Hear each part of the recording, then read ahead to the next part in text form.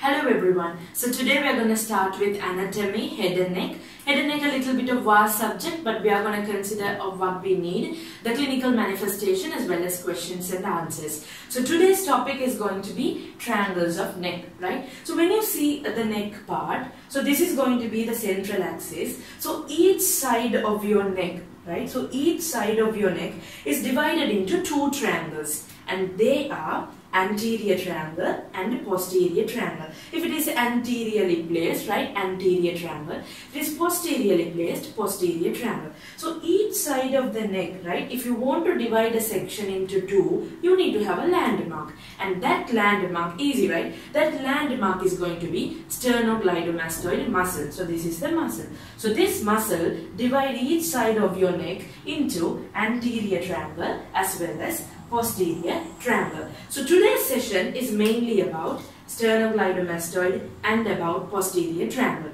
So when you see about sternocleidomastoid muscle, any muscle that you're going to study, right? So it is one of the main important muscle. You need to know its origin, you need to know about its insertion, its blood supply, its nerve supply, as well as finally the action, which is very important, right? So let's go through that. First, the origin, right?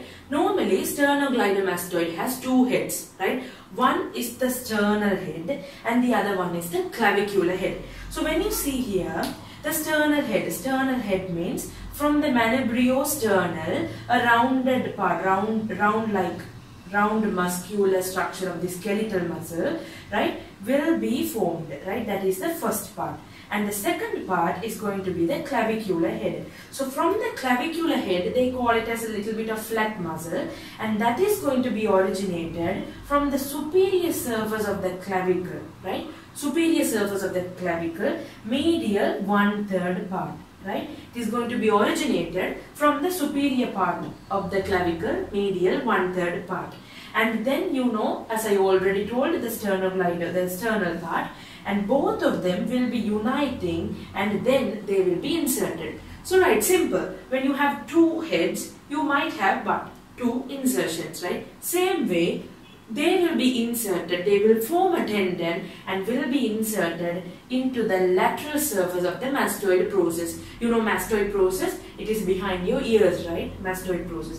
So the tendon will be attached to the mastoid process. Same way, there will be an aponeurosis which will be inserted into the superior nuchal line of the occipital bone. Right? So about the bone structure we will see later. So up to now in the superior nuchal line of the occipital bone. So these are going to be the origin as well as the insertion of the sternocleidomastoid. So here there is a small clinical point where usually they ask. So there are two origins. So both the origins are originated in two different points and they are going to unite, right? So here there is going to be a small space, right? So in this small space you will be able to find a structure, and that is going to be the internal jugular vein, right? From here you will be able to find the internal jugular vein. Why do we need that, right? Simple. That is in order to do catheterization. So if you want to do a catheterization, you can simply access the internal jugular vein, right? So here these are the origin, this is going to be the insertion. Now a main structure that you have to know, right? Any muscle, clinically you have to know what is related to the muscle, right? So the main structure which relates to the muscle is going to be a nerve, that is the spinal root of the accessory nerve, right? So accessory nerve is a cranial, 11th cranial nerve. It will be having two roots, we call it as cranial root and the spinal root. We will study that detailed in neuroanatomy, but up to here you have to know about the spinal root of the accessory nerve. So what happens is that the spinal root of the accessory nerve will originate 3 cm below the mastoid process. From there it will originate and deep into the muscle, right? It will go deep into the muscle and comes out of the sternocleidomastoid 3.5 way of the posterior border of the sternocleidomastoid. So if it is sternocleidomastoid, you will be having the anterior border, you will be having the posterior border. So from the posterior border, the accessory nerve will be emerging out. So you know this is going to be the posterior triangle, right? So now it is going to be displayed in the posterior triangle. So this spinal accessory nerve will come out in the posterior triangle. Here they call it will have a wavy course, right? It will have a wavy course and then it get immersed back into the trapezius muscle. So here behind you have a trapezius muscle. So this is a diagram where a person is tilting his head upwards, looking upwards, right? So here you can see another picture where this man is looking at me, like side pose, right? So here again this is going to be the sternocleidomastoid, and the back side you have the trapezius muscle, right? So this is your posterior triangle part. So what happens, the accessory nerve from 3 cm below the mastoid process will emerge 3.5 way from the posterior border of the sternocleidomastoid, will have a wavy form and then emerge into the trapezius muscle. So why do we need this? What is the importance of this spinal accessory nerve? Is that one thing, if you have an injury here, you have to be more precise that this nerve can be damaged. So normally the nerves have a property, right? The course of the nerve, wherever they go, right? In which path they go, they usually supply the muscles. Where in the path they will supply the muscles, right? So for example, sternocleidomastoid, right? It is going through sternocleidomastoid, so it will supply sternocleidomastoid. The same way it is ending its path, it's going through trapezius, right? So it is going to supply trapezius as well. Simple. Now another thing, normally these nerves, right, like us, they don't usually go singly, right? They always try to accompany something with it. So to do that, it always get accompanied by a branch of occipital artery. So now, occipital branch of occipital artery and the spinal root of the accessory nerve will be accompanying the same pathway. Okay, so next we need to know about the nerve supply. We have studied the spinal accessory nerve and then the blood supply. So you know, I said the branch of the occipital artery was accompanying the spinal root of the accessory nerve.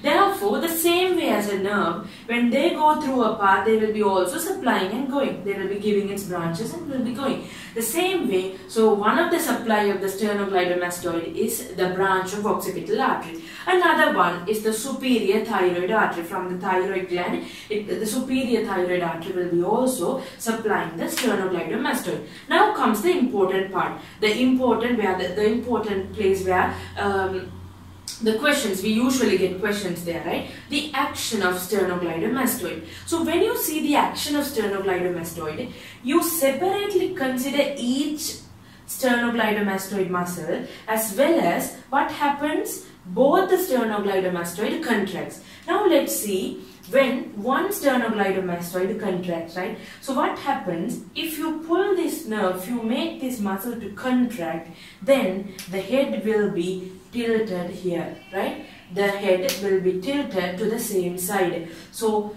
if I say this is going to be the left side and the left tilt will be there. So we call it as the ipsilateral tilt. That's the first action. The second action is when you pull it like that, there might be a movement of rotation like this way, right? So that is, if you contract the left side of the sternocleidomastoid, the head will rotate towards the right. So that is the opposite side. This is a very important point.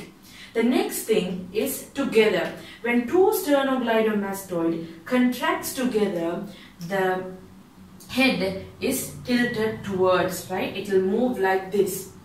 Okay, so these are the main actions of the sternocleidomastoid. Apart from that, sternocleidomastoid is used as an accessory muscle for inspiration. Normally who are having respiratory problem, they will be using accessory muscles instead of the respiratory muscles. They also use some additional muscle, normally during forced inspiration. So the sternocleidomastoid helps for forced inspiration. So these are the main actions of sternocleidomastoid. Now we need to know about, let's go towards a question, right? A clinical question. So clinically, let me say a 50-year-old patient was presented with a traumatized laceration in the posterior triangle part, right?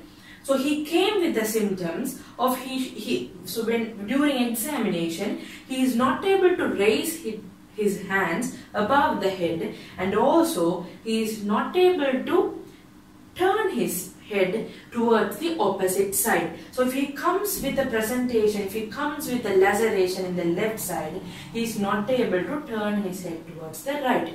So how do you answer this question? So if there is an injury here, right, if there is a traumatized injury here, you have to know the most probable structure, the most prone structure to be damaged is the spinal root of the accessory nerve. So the spinal root of the accessory nerve was supplying the sternocleidomastoid and the trapezius, so their actions are lost.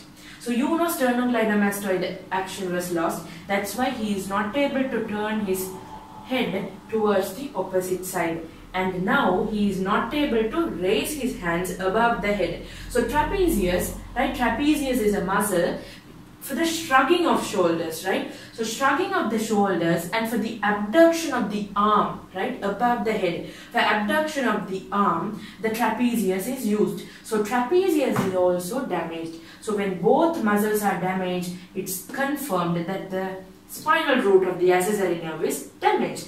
So in questions, they will be asking you, they will be giving you a clinical presentation of a person who is not able to raise his hands above his head and who is not able to rotate his head towards the opposite side. So in this case, you have to know that the spinal accessory nerve is damaged. So they might ask you another question, the cause of the spinal accessory nerve. So spinal accessory nerve cause, it starts in the neuroanatomy, we will study that later. Up to now, in this case, if you write 3 cm below the mastoid process, deep into the sternocleidomastoid, emerges out from the posterior border 1/3 and a half way of the sternocleidomastoid, having a wavy course, and then it enters the trapezius. This is more than enough, right? So these are the more asked question, more prone questions to ask, right? Another thing, the accessory nerve where you can palpate. So you can palpate, you are able to palpate the accessory nerve in between the mastoid process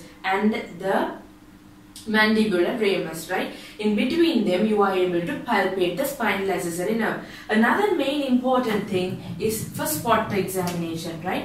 For spot examination, you need to know a very good nerve that they might ask is spinal accessory nerve. So they might pin you in the posterior triangle part, or a nerve which is emerging deep from the sternocleidomastoid, that might be the spinal accessory nerve. Another thing you have to know, spinal accessory nerve always accompany with another one, that is the branch of the occipital artery. So make sure whether they have pinned the occipital artery or the spinal accessory nerve, right?